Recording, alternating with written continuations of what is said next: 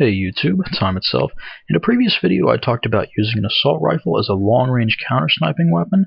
In another video I talked about using a silenced submachine gun as a close-quarters weapon. Those are kind of the far ends of the spectrum, and if you haven't seen either of those videos yet, I'd recommend you go check them out and at least watch a little bit from both of them. Both of those classes that I used were really specialized to work at a certain range. You get a little more exclusive if you went to a sniper rifle or a shotgun on either end, but that's a little bit too much specialization for my taste. And in some cases you want to use something besides your gun. Here, I'm going to start things off with a little bit of a bang at the beginning of this game. This class has WP grenades, as you can see already, and utility belt, so I get 4 of them instead of the usual 2. WP grenades are pretty much like a frag that you can't cook, can only throw about half as far, and actually have an area of effect that lasts about 3 seconds or so. That 3 seconds is really hard to visually tell because it's still on fire, it just spreads out a little bit more, so it's very difficult to tell when it's going to be safe to run through that fire. But back to my class. I've got a T3AK. It's a slower firing but heavy hitting assault rifle, fully automatic, and this is a pretty good general purpose gun. I've got a hollow sight on it, just have a sight of some sort, as well as steady aim and quick draw.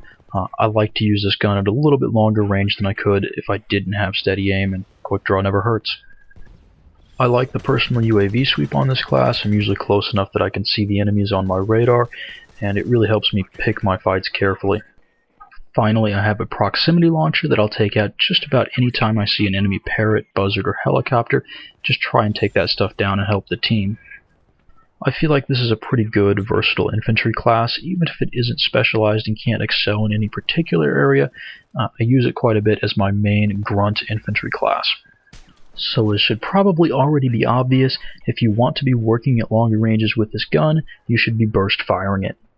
Here's a quick example. I'll go ahead and turn up the game sound so you can hear the shots.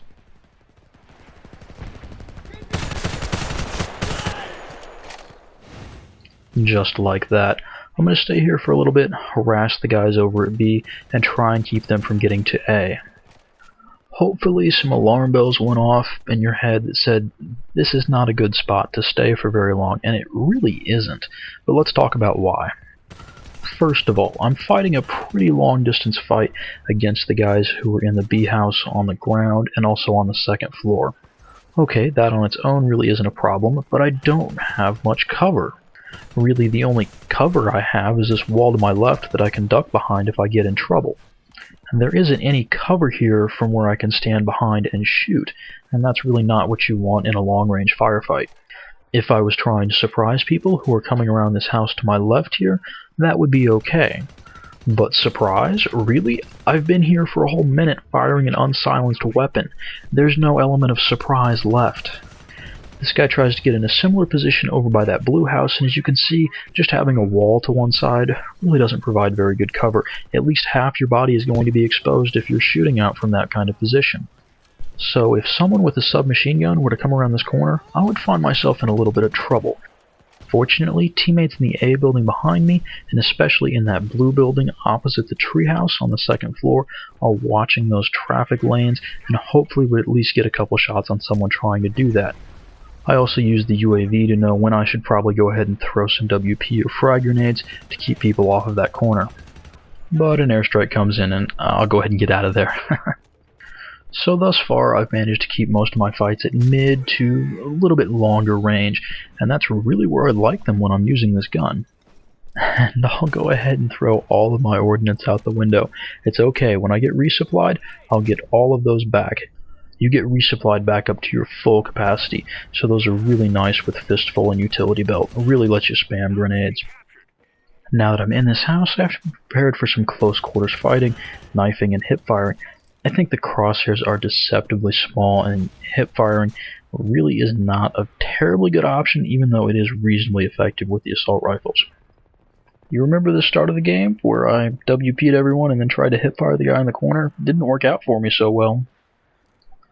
Oh, while I'm thinking about it, jumping through windows in this game is a little bit different. It usually helps to be just a little ways away from the window and to jump, and don't crouch. That just seems to make it harder for me. And yes, I did just try to proxy rocket the guy in the treehouse. And I think a second one probably would have killed him if the teammate hadn't gotten him.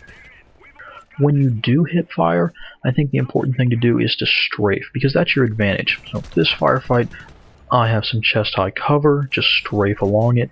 I do get hurt, but I think I win that firefight pretty comfortably.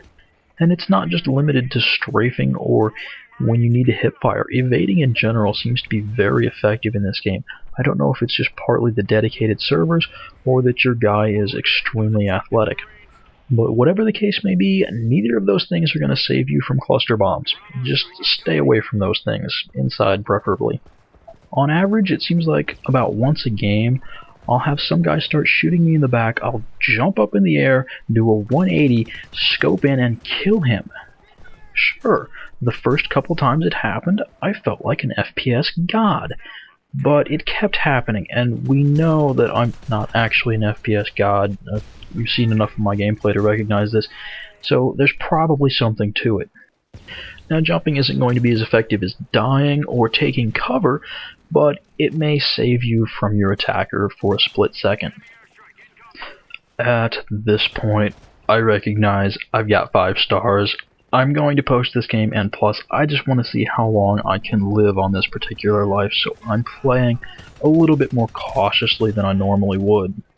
You know, I say that, and then I recognize while watching this video that I'm not doing a very good job of taking cover.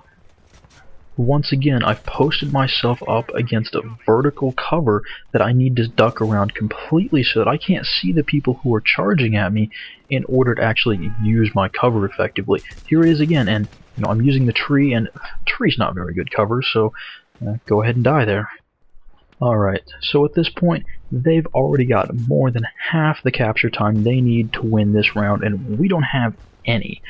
I'm sitting on 4,000 battle points, I've got a class with penny pincher and cluster bombs. I can just wait until the next round and have a ton of fun with that stuff. But you know what? I'm not about being lazy, I'm about winning. Even if it means dying to an airstrike, charging a point we just took, if we can still win this in 2 rounds, well, by golly, that's what we're going to try to do. So as I spawned in, they looked like they were pretty evenly spread out on their side of the points, but my team is spawning in mostly over by A. So what I need to do is go get over to B and help them out over there, because they're probably going to find themselves short-handed pretty soon. That, and I'd really rather only compete with 4 other people as compared to 11 other people for kills. Just a personal preference. I can do my killing on my own, thank you, and the more I get, the better. I'm just greedy like that. I throw this next frag according to the minimap, and I don't look at the icon to see that he's probably on the roof, and I should have cooked that for at least a little bit longer. One of those things about being this close to their spawn is you know that, especially sitting near a choke point, you're probably going to see people come through pretty regularly. So you saw 2 guys coming through there, maybe not, but I know I'm not going to be left alone here. So, I'd like to take out this parrot drone, but I rush my shot, and I'm thinking, no, I'm in trouble, and I shouldn't try to cook this grenade at all. I should have just thrown this, because I get caught sitting there, and the grenade was too late, and I didn't have my gun ready. That was pretty poor play on my part. Well, controlling both points, we're going to make a nice comeback here, and end this after only 2 rounds. It's almost like this 5-star infantry thing is turning into a bit of a series. Well, if I'm going to do that, I need some feedback. With this video, in addition to the other 2 I mentioned earlier, I've kind of covered the general range, both in terms of distance and playstyle of the classes that I'd like to use in Homefront.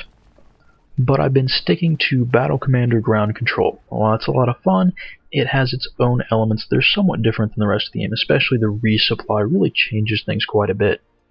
Or maybe there are some ideas for good classes I should try.